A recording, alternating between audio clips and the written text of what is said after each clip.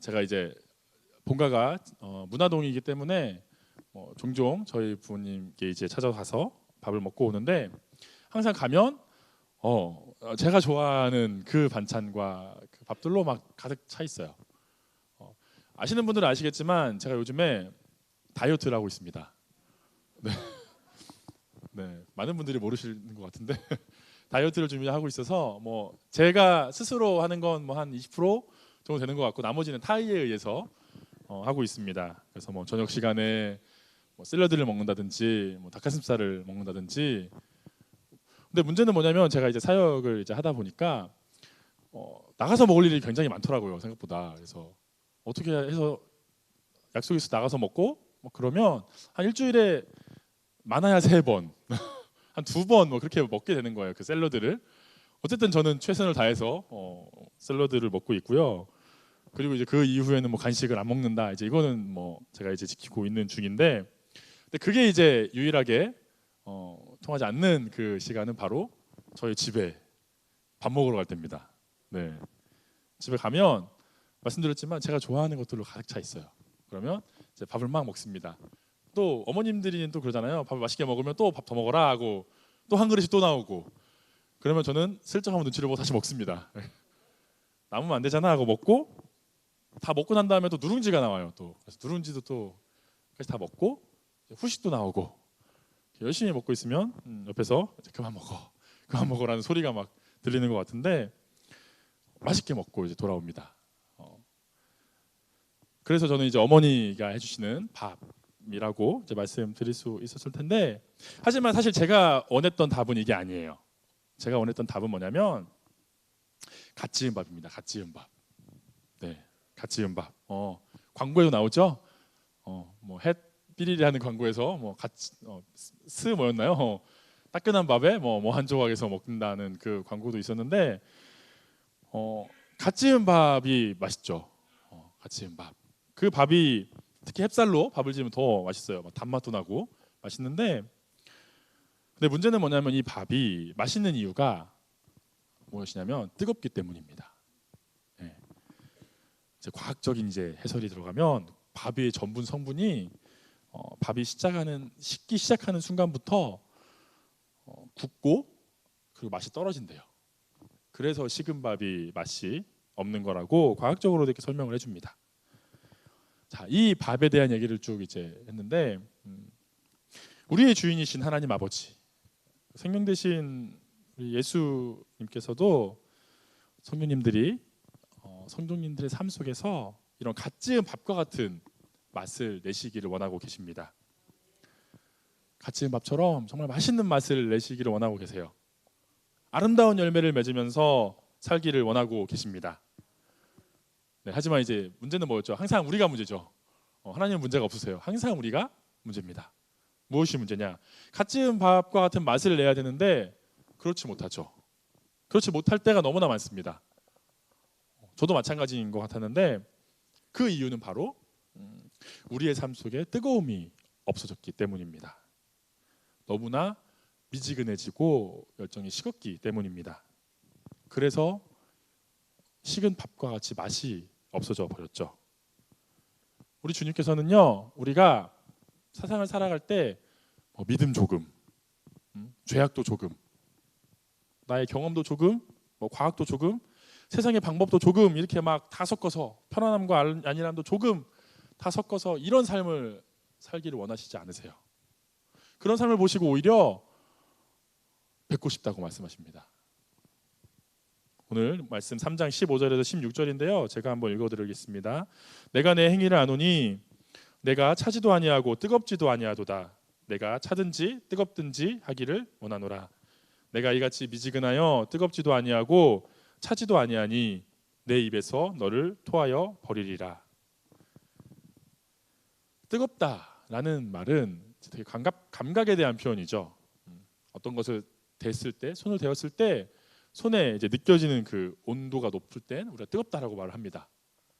또는 열심 있는 마음으로 진지한 그런 모습을 보일 때도 뜨겁다라고 표현을 하죠. 그래서 뜨거운 삶이라는 것은 뭐냐면 우리의 삶에 열심히 있고 진지하게 살아가는 것을 뜨거움 삶, 뜨거움이 있는 삶, 열정적인 삶이라고 표현을 합니다. 물론 이 뜨거움이 사실은 뭐 항상 좋은 것은 아니에요. 아닌 것 같아요. 뭐 어떻게 해석하냐에 따라 다를 수 있지만 뭐 예를 들면 이런 거죠. 한여름의 뜨거움을 기억하시나요? 지금은 정반대의 계절이죠. 지금은 뜨거움이 왔으면 좋겠는데 그 당시 뜨거움 때문에 짜증도 나고 불쾌지수도 엄청 높았을 겁니다.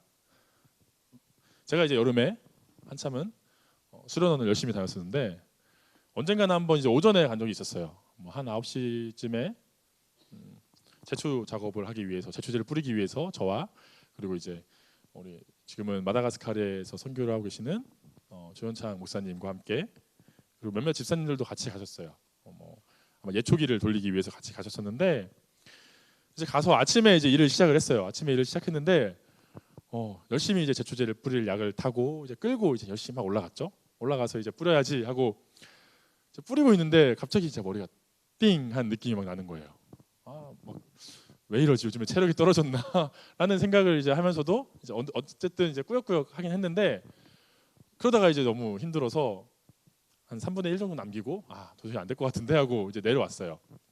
내려와서 이제 좀 쉬고 있다 보니 다른 분들도 막 오시면서 하시는 말씀들이 너무 어지럽다, 너무 힘들다라는 말씀들 하시더라고요. 그래서 나만 힘든 게 아니었구나, 내가 어지러웠던 거야, 내가 체력이 떨어져서 그런 건 아니었구나 라는 그런 생각들을 했는데 여름의 그 뜨거움이 사실은 뭐 좋은 점도 있지만 우리에게 부정적인 영향도 줄 수 있습니다. 하지만 반대로 이 뜨거움은 식물이나 과일에게 있어서는 축복이 될 수 있습니다. 여름에 뜨거운 햇볕을 많이 받은 과일일수록 더 맛있고 더 건강하게 자라기 마련이죠. 장렬하는 태양 때문에 나무는 더 크고 튼튼하게 자라납니다. 우리도 마찬가지예요. 뭐 뜨거운 태양이 부정적일 수도 있지만 그 뜨거운 태양 때문에 우리가 살아갈 수 있는 것입니다. 나무가 이제 뜨거운 태양 때문에 살아가는데 사람들은 무엇 때문에 성장을 할까요? 뭐 태양도 말씀드렸지만 또 다른 게 있을 수 있습니다. 제가 종종 요즘에 이제 하윤이의 어렸을 때의 사진들을 좀 보곤 해요. 보곤 하면은 하윤이의 그 태어났을 때가 좀 생각이 납니다. 하윤이가 태어났을 때는 2020년이었습니다. 2020년 5월이었는데 그때 한참 코로나가 엄청 심했던 시기였어요. 그래서 막 다 통제가 되고 아무것도 못하는 그 상황. 그래서 보통 이제 아내가 아이를 낳을 때 남편들이 들어가서 뭐 탯줄을 잘라주고 아기를 얼굴을 보고 막 이렇게 한다고 하는데 저는 못했어요. 그래서 그리고 그 들어갔던 사람들은 그런 얘기도 하죠. 이 아이가 정말 내 아이인가? 저는 아기가 나왔을 때 그 모습을 보지 못했기 때문에 뭐 그게 공감이 안 되지만 좀 이상한 모습으로 나온다고 하더라고요. 네. 이렇게 막 뼈가 이렇게 막 머리가 이렇게 홀쭉해져가지고 나온다고 하는데 제가 본 아기의 처음의 모습은 괜찮았었어요. 막 다 닦아주시고 이제 막 나와서 그 안에서 신생아실 안에서 막 손가락이 5개예요 알려주고 발가락이 5개예요 막 보여주고 했던 그 장면이 떠오르는데 굉장히 좀 말라 있더라고요. 당연한 것 같아요. 그 안에서는 뭐 먹은 게 없으니까요. 엄마의 그 탯줄을 통해서 영양분이 공급되니까 굉장히 말라 있었던 모습이었어요. 그런데 한 100일 사진쯤 보면은 100일밖에 안 돼서 3개월의 100일 사진을 보면은 보리살이 막 이렇게 통통해가지고 허벅지가 이렇게 접히고 손목이 접히더라고요. 네, 살이 막 쪄가지고 그런 걸 보고 있으면 왜 그렇게 살이 이렇게 통통하게 막 올랐을까요? 잘 먹어서겠죠. 어머니의 젖 때문에, 분유 때문에 아이들이 그렇게 점점 살이 오르고 지금보다 더 통통한 볼살을 가질 수 있었던 것 같습니다. 갓난아기가 젖을 먹으면 살이 찌는 것처럼 우리도 마찬가지입니다. 신앙적으로 우리가 살이 찌고 성장을 하기 위해선 젖이 필요합니다. 우리의 젖은 바로 말씀입니다. 말씀의 젖 때문에 우리는 신앙이 자랄 수 있는 것입니다. 베드로전서 2장 12절 말씀 제가 한번 읽어보도록 하겠습니다. 현대인 성경의 내용인데요. 갓난아기들처럼 순수한 말씀의 젖을 사모하십시오. 그러면 여러분의 신앙이 자라 구원을 받게 될 것입니다. 말씀을 사모할 때 우리의 믿음이 더욱더 자라나고 성숙해질 것입니다. 우리의 믿음이 활력이 없는 이유는 우리가 말씀 가운데 있지 못하고, 그리고 우리가 뜨겁지 못했기 때문입니다. 빛이 없었기 때문에 열매를 맺을 수 없는 것입니다. 요즘에 막 전기 이야기들도 많이 나오고 가스 이야기도 많이 나오는데, 전기를 생산하는 발전소가 있습니다. 수력 발전소, 화력 발전소, 원자력 발전소 막 되게 많이 있는데, 그 발전소, 수력, 화력 발전소, 원자력 발전소가 전기를 생산하는 기본적인 원리는 매우 간단해요. 바로 바람개비 같은 그 터빈을 돌리면서 나오는 그 에너지를 전기로 이제 사용을 하는 건데요. 그래서 이제 수력 같은 경우에는 물을 높은 곳에서 떨어뜨려서 그 터빈을 돌리죠. 물레바가 돌아가는 것처럼 터빈이 돌아가면서 전기를 만들어내고요. 화력과 원자력은 물을 끓여서 그 물이 수증기로 바뀌면서 그 수증기 압력으로 터빈을 돌리면서 전기를 만들어냅니다. 만약 물이 끓지 않는다면, 물이 뜨거워지지 않는다면 전기는 만들어지지 않겠죠. 그래서 전기를 만들어내기 위해선 뜨거움이 있어야 됩니다. 뜨거움이 있어야 에너지를 생산을 할 수가 있습니다. 우리의 믿음도 마찬가지죠. 뜨거움이 있어야 에너지를 만들 수 있습니다. 믿음의 에너지, 신앙의 에너지를 뜨거움이 있어야 만들어낼 수 있습니다. 그리고 그렇게 만들어진 에너지로 우리가 열매를 맺어야, 열매 맺는 믿음 생활을 해야 우리가 자신감을 얻고 활력이 넘치게 될 것입니다. 마태복음 7장 16절에서 20절 말씀에 이런 말씀이 있습니다. 그들의 열매로 그들을 알지니 가시나무에서 포도를 또는 엉겅퀴에서 무화과를 따겠느냐. 이와 같이 좋은 나무마다 아름다운 열매를 맺고 못된 나무가 나쁜 열매를 맺나니, 좋은 나무가 나쁜 열매를 맺을 수 없고 못된 나무가 아름다운 열매를 맺을 수 없느니라. 아름다운 열매를 맺지 아니하는 나무마다 찍혀 불에 던져지느니라. 이러므로 그들의 열매로 그들을 알리라. 우리 신앙의 증거는 바로 열매입니다. 우리가 좋은 열매를 맺었을 때 좋은 나무인 것을 알 수 있는 것입니다. 좋은 신앙이고 좋은 믿음의 자세로 나아가고 있다는 것을 알 수 있습니다. 우리가 우리의 신앙으로 만약 아름다운 열매를 맺지 못한다면 그것은 우리가 좋은 신앙이 아닌 나쁜 신앙을 가지고 있다는 것을 의미합니다. 그렇게 될 때 우리는 불에 던져지는 신세가 될 것입니다. 사랑하는 성도 여러분, 열매를 맺기 위해서 여름의 그 뜨거운 햇살 같은 열정을 가지고 가시길 바랍니다. 뜨거움 가운데 신앙의 아름다운 열매를 맺으시기를 주님의 이름으로 기도합니다. 자, 문제는 이제 그렇게 신앙의 열매를 맺으면서 나아가야 하는데, 어떤 이들은 그 신앙의 아름다운 열매를 맺기는커녕 돈과 향락, 다른 것에 빠져서 주님의 은혜를 잊고 살아가는 경우가 많습니다. 그 사람들은 그렇게 생각할 거예요. 내가 똑똑해서 돈을 벌었다. 내가 최선을 다해서 살아왔기에 오늘날 이렇게 풍족하고 부유하게 살고 있는 거야 라고 말을 할 수도 있습니다. 그들은 자기의 주먹을 믿고 있고 자기의 생각을 믿고 살아가는 사람들입니다. 돈과 힘, 자신의 그 능력으로 믿고 살아가는 그들은 주님이 그들을 인도했던 것들을 잊고 살아가고 있습니다. 오늘 본문에 라오디게아 교회가 바로 그런 모습이라고 할 수 있습니다. 요한계시록의 전반부에는 아시아의 7교회에 대해서 이제 예수님이 하시는 말씀을 쭉 전하고 있는데요. 그 7교회 가운데 정말 최악인 교회를 꼽자고 한다면 바로 이 라오디게아 교회일 것입니다. 다른 교회는 어떤 교회는 칭찬만 듣는 교회도 있어요. 어떤 교회는 책망도 듣지만 또 칭찬도 하십니다. 하지만 이 라오디게아 교회만큼은 칭찬이 없고 책망만 하고 계십니다. 라오디게아 이 교회의 환경을 좀 보면은 이 사람들이 왜 이런 이런 책망을 들을 수밖에 없는지를 알게 되는데요. 이 교회는 부유한 사람들이 다니던 교회였습니다. 이 라오디게아 지역이 굉장히 교통이 발달되고 상업의 중심지였고 이런 여러 가지 이유 때문에 굉장히 부유한 그런 도시였어요. 그러다 보니 사람들이 부족함을 느끼지 못하고 물질적인 풍요로움 속에서 살고 있던 그런 사람들이었습니다. 그러다 보니 세속적인 모습이 될 수밖에 없었고 믿음에 대한, 신앙에 대한 그런 열정이 식어갈 수밖에 없었습니다. 더 큰 문제는 뭐냐면 그들의 믿음이 이러한데 정작 그들 자신들은 그 문제를 인식을 못했어요. 17절에서 보듯이 3장 11절에서 보듯이 나는 부자라 부요하여 부족한 것이 없다라는 생각을 가지고 살았던 사람들입니다.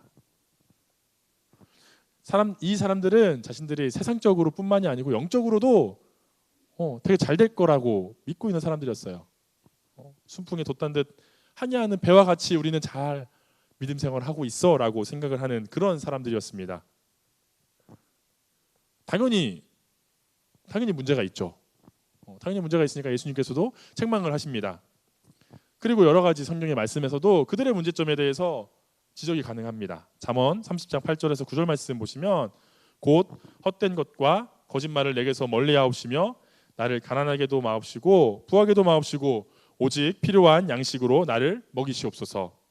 혹 내가 배불러서 하나님을 모른다 여호와가 누구냐 할까 하오며 혹 내가 가난하여 도둑질하고 내 하나님의 이름을 욕되게 할까 두려워함이니이다. 디모데전서 6장 17절에는 내가 이 세대에서 부한 자들을 명하여 마음을 높이지 말고 정함이 없는 재물에 소망을 두지 말고 오직 우리에게 모든 것을 후히 주사 누리게 하시는 하나님께 두며 잠언 22장 4절 말씀에 겸손과 여호와를 경외함의 보상은 재물과 영광과 생명이니라. 이 말씀들이 쭉 우리에게 하고 있는 그 내용은 물질적인 풍요의 원천은 우리의 노력이 아니라는 것입니다. 우리가 열심히 일해서 번 그 돈이라고 생각하는 것 자체가 문제이고 착각이라는 것입니다. 우리의 물질의 원천은 바로 하나님이심을 믿으시길 바랍니다. 창세기 26장 12절에서 13절 말씀 너무나 유명한데요. 이삭이 그 땅에서 농사하여 그 해에 100배나 얻었고 여호와께서 복을 주심으로 그 사람이 창대하고 왕성하여 마침내 거부가 되어. 거부가 될 수 있는 이유는 하나님이 복을 주셨기 때문입니다. 하나님을 경외함으로 재물과 영광과 생명을 얻게 되는 것입니다. 물질을 주장하시는 이는 하나님이세요. 물질을 주시는 분도 하나님이시고 물질을 거두시는 분도 하나님이십니다. 지지난주 설교였나요? 그 누가복음의 설교였는데 어떤 한 부자가 재물을 창고에 가득 쌓아두고 이런 말을 했죠. 내 영혼아 이제 편히 쉬어라. 재물이 많으니까 편히 쉬어라라고 말하지만 하나님께서 그 밤에 찾아오셔서 너 지금 죽으면 저 재물들 어떻게 될 것 같냐. 재물을 주시는 이도 하나님이시고 그 거두시는 이도 하나님이심을 믿고 나아가시는 성도님들이 되시기를 원합니다. 사랑하는 성도 여러분, 이제 우리의 모습을 돌아볼 때가 되었습니다.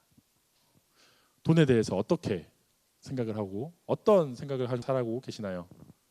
돈을 조금 더 벌겠다는 생각을 가지시고 더 잘 살아보겠다고 이리 뛰고 저리 뛰고 바쁘게 돌아다니시지만 사람에 치이고 환경에 치이고 돈에 치이는 경우가 너무나 많습니다. 건강만 나빠지겠죠. 제가 이제 한참 일을 할 때 저는 야근이랑 시간의 근로를 엄청 많이 했었어요. 보통 뭐 한참 일할 때는 아침 9시에 출근을 하면 새벽 2시, 3시까지 이제 일을 했던 적도 많았습니다. 그게 뭐 하루 이틀 한 게 아니고요. 뭐 한 2, 3개월씩 쭉 그런 식으로 일을 이제 했었던 적이 있었어요. 그때는 이제 못 몰랐죠. 일을 해야 되니까 회사에서 일을 하니까 먹고 살아야 되니까 열심히 이제 일을 했는데 그러다 보니까 이제 일단 평일에 뭐 수요 예배, 금요철아 뭐 새벽기도 아무것도 못 하죠. 말씀 볼 시간이 없습니다. 집에 가면 씻고 자야 돼요. 그래 그 다음 날 출근을 하고 또 일을 합니다. 특히 이제 제가 하는 일은 그 학교 선생님들과 그리고 대학 교수님들과 같이 이제 협업하는 일이었어요. 그러니까 그분들하고 이제 회의를 해야 되기 때문에 보통 아시겠지만 평일에는 뭐 선생님들이나 교수님들이 시간이 안 되시죠. 그럼 주말밖에 이제 모일 수 있는 시간이 없어요. 특히 뭐 서울에 계신 분들뿐만이 아니고 전국에 있는 분들이 오시기 때문에 저 멀리 뭐 부산에서 오시는 분들, 뭐 광주에서 오시는 분들, 뭐 대구, 전국 각지에서 선생님들이 서울로 이제 막 오십니다. 그분들과 이제 회의를 막 해야 되기 때문에 때때로 주일도 많이 이제 못 지키는 경우도 많았어요. 저 마음속으로 이제 그런 생각했겠죠. 뭐 하나님, 일 때문에 어쩔 수 없는데 어떻게 할까요? 하면서 그런 마음을 가지면서도 일을 했던 것 같아요. 처음에는 이제 어쨌든 예배는 드려야 되니까 새벽 기도는 이제 나갔습니다. 점점 일이 많아지고 점점 시간이 가면서 피곤해지고 하니까 그것도 힘들어지더라고요. 그러다가 이제 점차 교회를 빠지는 시간이 많이 늘어났고, 뭐 잘해야 한 달에 뭐 2번, 아니면 뭐 거의 못 가는 경우도 있었고, 이제 그런 생활을 했었어요. 이제 그런 생활을 하다가 문득 이제 드는 생각은,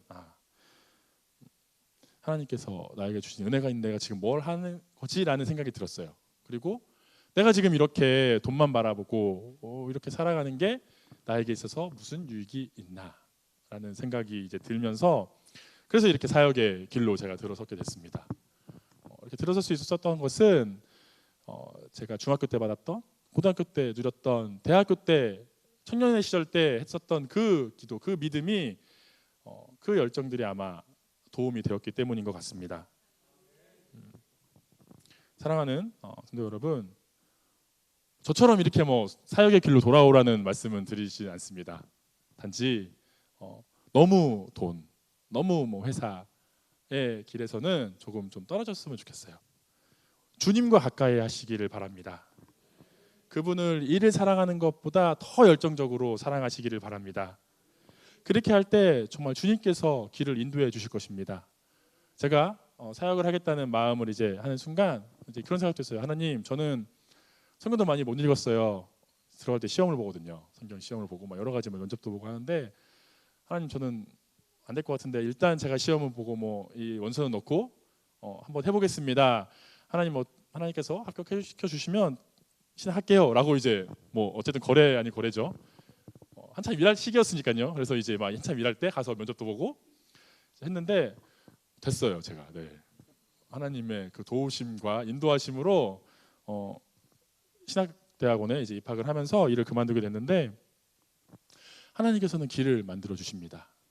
안 될 것 같은 뭐 여러 가지 상황이지만 하나님께서 어떻게 해서든지 정말 사람이 생각지 못한 여러 가지 방법을 통해서 그 길을 인도하십니다. 우리가 주님을 열정적으로 사랑해야 하는 이유입니다.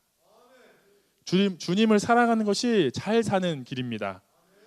주님을 사랑하는 것이 축복이고 행복인 것입니다.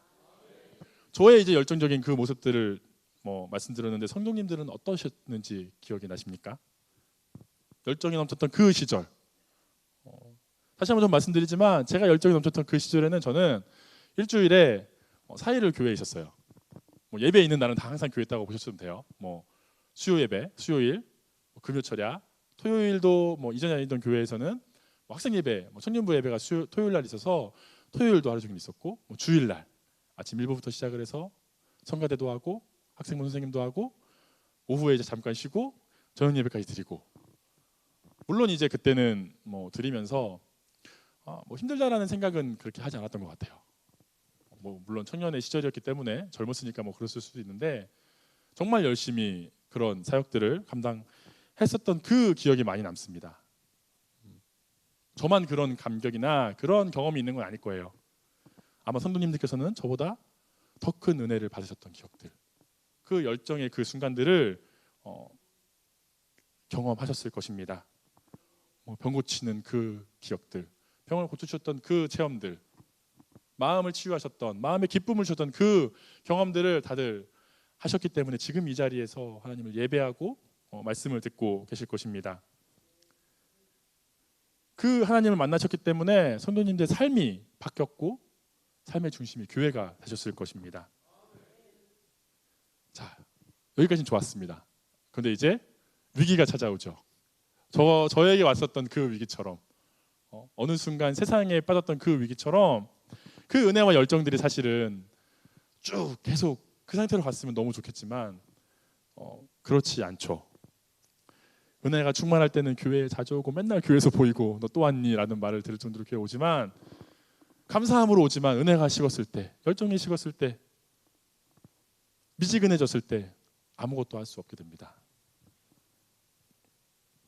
영국의 작가 스티븐슨은 지킬 박사와 하이드라는 소설을 썼습니다. 혹시 아시나요? 지킬 박사와 하이드? 들어보시긴 하셨죠? 이 내용이 어떤 내용이냐면 지킬 박사는 굉장히 이제 학자이고 신사인 사람입니다. 이 사람은 낮에는 지킬 박사인데 밤에는 이 사람이 하이드라는 사람으로 인격이 바뀝니다. 굉장히 범죄형 인간이에요. 추잡한 인간이에요. 한 명의 사람이 낮에는 정말 인자하고 선한 사람이지만 밤이 되면 정말 더럽고 추악한 그런 범죄자로 바뀌는 것입니다. 인간에게는 마찬가지로 선한 요소와 악한 요소가 있는 것을 정말 적나라하게 드러내주는 그런 소설인데, 선한 요소의 영향을 받을 때 우리는 지킬 박사가 될 수 있고 악한 요소의 영향을 받으면 하이드가 될 수밖에 없습니다. 자, 우리는 이런 모습들을 사실 버려야 될 것입니다. 정말 하나님의 길을 간다고 했을 땐 그 하나님의 길을 따라가야 됩니다.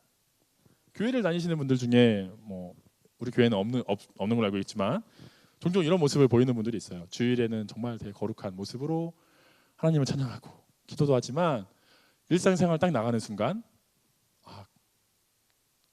예수님을 믿으셨었어요? 라고 이제 묻게 되는 그런 사람들이 있습니다. 교회를 다니셨구나. 네.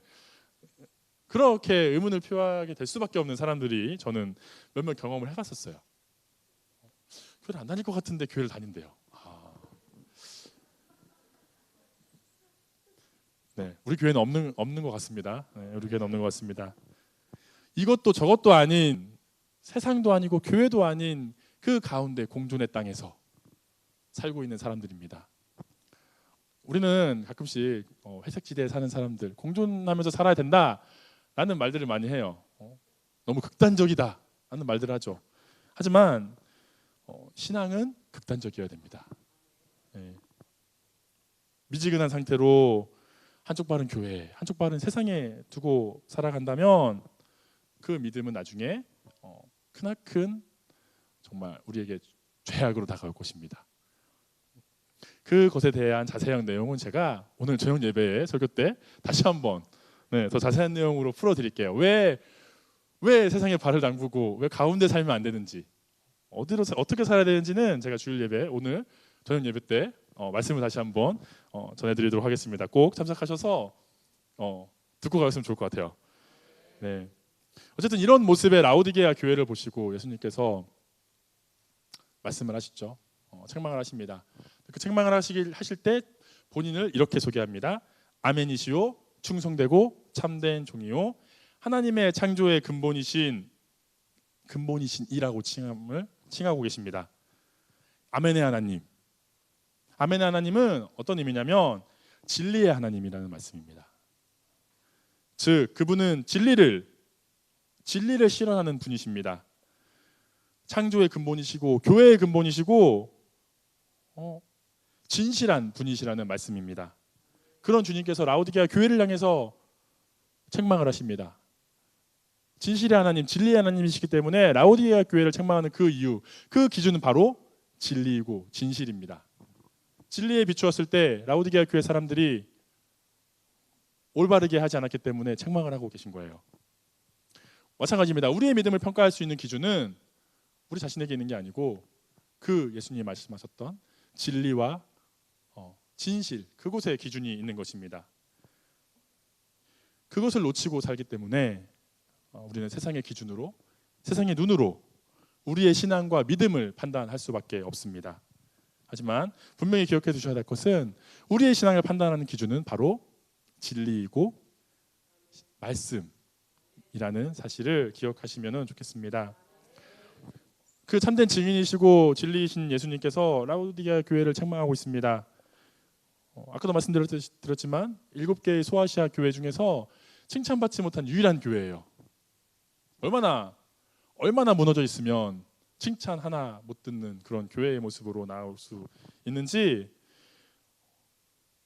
내가 내 행위를 아노니 내가 차지도 아니하고 뜨겁지도 아니하고 내가 뜨겁지도 아니하도다 내가 차든지 뜨겁든지 하기를 원하노라. 만일 신앙이 우리 삶에서 가장 가치 있는 신앙이 가치 있는 것이라고 한다면 그 신앙은 정말 가장 가치 있는 것이어야 할 것입니다. 아니, 가장 가치 있는 것이 될 것입니다. 그 가장 가치 있는 것을 믿으며 나아가야 되는데 가운데에서 살아가고 있습니다. 신앙은요, 말씀드렸지만 중립이 없어요. 열심히 하느냐, 그렇지 않느냐, 하나님의 길을 따라가느냐, 아니면 세상 속에 따라가느냐만 있을 뿐입니다. 하나님께서는, 그리스도께서는 우리에게 말씀하시죠. 너네 세상 길로 가지 말고 나의 길, 진리의 길, 말씀의 길로 나아오라고 분명하게 말씀을 하고 계십니다. 미지근한 신앙을 가지고 나아갔을 때 결국엔 엄한 형벌만 기다리고 있습니다. 3장 19절에 무릇 내가 사랑하는 자를 책망하여 징계하노니 그러므로 내가 열심을 내라 회개하라. 주님께서는 이들이 너무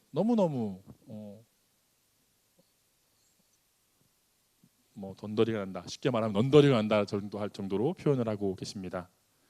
이들을 거부할 수밖에 없는 그 말씀을 하고 계시는 것입니다. 라오디게아 교회 사람들은 여전히 그것을 깨닫지 못하고 있어요.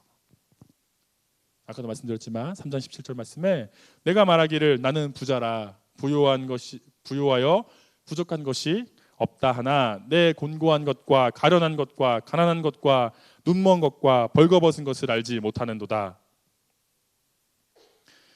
라오디게아 교회 사람들은 육신이 부유하기 때문에 자신의 영혼도 부유한 걸로 알고 있어요. 자신의 영혼이 무엇이 필요한지 모르고 있습니다. 자신이 영혼이 다 채워져 있다고 생각하는 것 같아요. 겉은 번지르르해 보이지만 그 속에는 죄악만이 가득 차 있습니다. 더럽고 추한 것들만 가득 차 있습니다. 하지만 하나님께서는 여전히 우리를 사랑하시는 분이십니다. 지금 여기 앉아 계신 많은 성도님들 계시겠지만 하나님께서는 예배를 드리는 성도님들을 너무나 사랑하시고 그 생명, 그 영혼과 생명들 한 사람 한 사람을 너무나 사랑하고 계세요. 스바냐 3장 17절 말씀에 너의 하나님 여호와가 너의 가운데 계시니 그는 구원을 베푸실 전능자시라. 그가 너로 말미암아 기쁨을 이기지 못하시며 너를 잠잠히 사랑하시며 너로 말미암아 즐거이 부르며 기뻐하시리라 하리라. 사람들은 주님의 이 귀한 사랑이 정말 보배라는 것을 깨닫지 못하고 있습니다. 라오디게아 교회 사람들은 주님의 이 놀라운 은혜를, 이 가치를 알지 못하고 살아가고 있습니다. 잠시 후에는 없어질 그 물질에 눈이 멀어서 주님의 마음을 아프게 하고 있는 것입니다. 주님께서는 사랑하는 그의 자녀들, 우리들에게 분명하게 말씀을 하고 계십니다. 우리가 비록 하나님 떠나서 방황하고 세상에 물들어 살 때 그 모습을 보시고 탄식하고 계십니다. 이사야 1장 3절에 소는 그 임자를 알고 나귀는 그 주인의 구유를 알건만은 이스라엘은 알지 못하고 나의 백성은 깨닫지 못하는도다 하셨도다. 4절 말씀에 슬프다 범죄한 나라요 허물진 백성이요 행악의 종자요 행위가 부패한 자식이로다. 그들이 여호와를 바라며 이스라엘의 거룩하신 이를 만홀히 여겨 멀리하고 물러갔도다. 하나님의 그 마음이 좀 느껴지나요? 하나님께서는 우리를 항상 보시고 우리에게 항상 관심을 가지시고 우리를 주목하고 계십니다. 여러분도 아시잖아요. 관심 있는 사람들에게 항상 신경이 쓰이죠. 항상 주목을 하고 있습니다. 성도님들의 자녀들을 기억해 보세요. 어렸을 적을 한번 기억을 해보시기 바랍니다. 자녀들이 어디에 있든지 항상 신경이 쓰이죠. 혼자 놀고 있어도, 다른 방에서 혼자 놀고 있어도 신경이 쓰입니다. 혹시 무슨 일이 있으면 어떡하나. 저도 이제 하윤이랑 놀다 보면 혼자 놀 때가 있어요. 하지만 그때도 신경은 그쪽으로 이제 쓰고 있죠. 혹시 뭐 어디 가다가 부딪히지 않을까, 쇼파에서 놀다가 떨어지지 않을까, 이렇게 막 신경을 쓰면서 보고 있는데 하나님도 마찬가지입니다. 하나님께서도 성도님들을 주목하시고 성도님들을 항상 지키시고 있는 분이십니다. 그런 주님께서 우리에게 또 선물도 주셨어요. 복음이라는 선물도 주셨습니다. 그 복음 우리는 간직하면서 살아가야 할 것입니다. 그 복음에는 생명이 있기 때문입니다. 복음을 통해서 우리는 거룩한 삶으로 나아갈 수 있고요. 이 거룩한 복음을 통해서 하나님과 함께 할 수 있기 때문입니다. 때때로 이 거룩한 복음을 값진 진주와 같은 이 복음을 함부로 취급하는 경우가 너무나 많은 것 같습니다. 마태복음 7장 6절에 거룩한 것을 개에게 주지 말며 너희 진주를 돼지 앞에 던지지 말라. 그것이 그들이 그것을 발로 밟고 돌이켜 너희를 찢어 상하게 할까 염려하라. 아멘. 우리가 받은 천국 복음 거저 받았습니다. 우리가 능력이 있어서 우리가 뭔가 노력을 해서 받은 게 아니죠. 너무나 쉽게 받았습니다. 그러다 보니 그 천국 복음을 오히려 쉽게 여길 수도 있는 것 같습니다. 개나 돼지처럼 거룩한 것을 무가치하게 여기는 모습이 아니라 이 복음을 정말 조심스럽고 귀중하고 소중하게 다루어야 할 것입니다. 우리의 모습, 우리의 마음속에 복음에 대한 뜨거운 열정이 있을 때 비로소 그 복음을 우리는 소중하게 다룰 수 있게 됩니다. 담대하게 복음을 전할 때 하나님의 영광이 나타날 것이고 그 복음이 살아 숨쉬게 될 것입니다. 교회는 주님이 세우셨습니다. 주님의 기대 가운데 있습니다. 하지만 여전히 문제가 너무나 많습니다. 문제투성인 이 세상 속에서 교회가 살아가야 되는, 교회가 걸어가야 되는 길은 바로 그 세상과의 싸움입니다. 세상에 거룩한 영향력을 끼치며 나아가야 할 것입니다. 뜨겁지도 차갑지도 않은 라오디게아의 모습, 교회의 모습이 아니라 하나님에 대한 믿음과 열정으로 우뚝 서 있는 교회가 되어야 할 것입니다. 제가 오늘 새벽기도 말씀으로 교회다운 교회에 대해서 말씀을 전했는데요. 요한복음 2장 후반부에 보시면 예수님께서 성전에서 장사하는 물품들을 막 뒤집어 엎고 거스름돈, 성전 헌금이면 거스름돈을 하는 그 사람들 앞에서 그 거스름돈을 뒤집어 엎고 선포를 하시죠. 이곳은 아버지의 집이다. 교회는 하나님의 집입니다. 이 교회가 교회답게 세워지기 위해선 예배가 가득 차야 되고 말씀과 기도와 찬양과 감사와 헌신과 전도가 가득 차야 될 것입니다. 그 가운데 성도님들 그리고 우리 역시 열정을 가지고 그 교회를 세워가야 합니다. 죄와 사탄의 유혹 앞에 복음의 열정을 가지고 도전장을 던지며 나아가야 합니다. 그렇게 했을 때 이 교회는 점차 주님이 원하시는 교회로 우뚝 서게 될 것입니다. 사랑하는 평강교회 성도 여러분, 이제 말씀을 정리하고자 합니다. 성도님들의 마음 가운데 예수님의 그 열정이 남아 있으신가요? 예수님 만났던 그 열정을 기억하시나요? 거룩한 그 복음을 소중하게 여기는 마음을 가지고 계시나요? 성령님께서 여러분에게 부어주신 그 복음, 그 열정은 천금보다 귀한 것입니다. 그 복음과 그 열정을 가지시고 그 보물과 열정을 사랑하시고 그 열정과 보물을 지켜 나가시기를 바랍니다. 주님을 사랑하는 뜨거움으로 복음을, 주님을 사랑하는 뜨거움으로 믿음을 소유하고 자유함과 평안함의 자리로 나아가시는 성도님들이 되시기를 주님의 이름으로 기도합니다. 기도하시겠습니다. 할렐루야. 고맙고 감사하신 하나님, 오늘도 이렇게 귀한 주님의 말씀을 전하게 하시고 이 말씀 가운데 깨닫게 하심을 감사를 드립니다. 하나님, 우리가 살아가는 가운데 정말 뜨거운 사람이 되게 하시옵소서. 뜨거운 열정 가운데 나아가는 사람이 되게 하시옵소서. 정말 복음에 붙들리는 그런 귀한 주님의 자녀로 살아가게 하시옵소서. 이 교회가 정말 믿음 안에 우뚝 설 수 있는 찬양과 기도와 예배와 감사가 넘치는 귀한 교회가 될 수 있도록 우리를 붙드시고 우리를 인도하여 주시옵소서. 열정을 회복하게 하시고 열정 가운데 살아갈 수 있는 주님의 귀한 자녀들 될 수 있도록 함께하여 주시옵소서. 감사합니다. 사랑이 많으신 예수님의 이름으로 기도드렸습니다. 아멘. 우리 일어나셔서 같이 찬양하시겠습니다.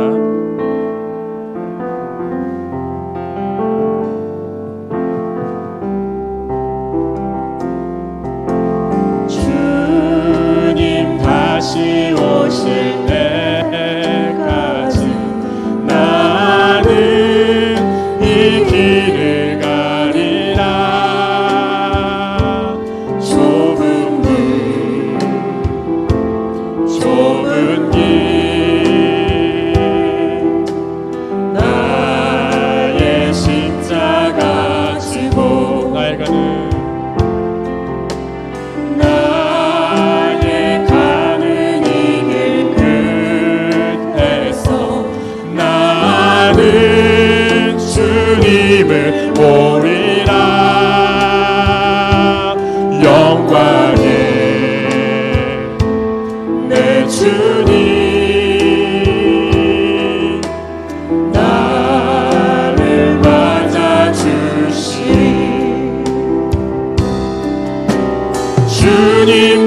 다시 오실 때까지 나는 일어나 달려가리라. 주의 영광 온 땅 덮을 때 나는 일어나 노래하리. 내 사모하는 주님 온 세상 구주시라. 내 사모하는 주님 영광의 왕이. 내 사모하는 주님 내 사모하는 주님 온 세상 구주시라. 내 사모하는 주님 영광의 왕이시라. 이 시간 다 같이 들은 말씀을 기억하시면서 나아가옵니다. 하나님, 우리가 뜨거운 믿음을 갖게 하시옵소서. 뜨거운 열정 가운데 나아가게 하여 주시옵소서. 정말 주님의 귀한 사역 잘 감당할 수 있는 주의 귀한 자녀들 되게 하여 주시옵소서. 다 같이 시간 기도하시겠습니다. 하나님의 사랑이 많으신 하나님 아버지, 감사합니다. 주님 가운데 나아갑니다. 주여, 함께 하여 주시옵소서. 믿음으로 바로 선대하시고 아버지 뜨거운 열정을 나아갈 수 있도록 인도하여 주시옵소서. 정말 주님께서 우리에게 허락하신 그 감동과 그 감동을 아버지 사랑하게 하시옵소서. 이 세상 가운데 정말 주님의 나라를 위하여 아버지 싸울 수 있는 믿음의 교회를 나아가게 하여 주시옵소서. 할렐루야. 주여 함께 하시고 싶습니다. 이 교회를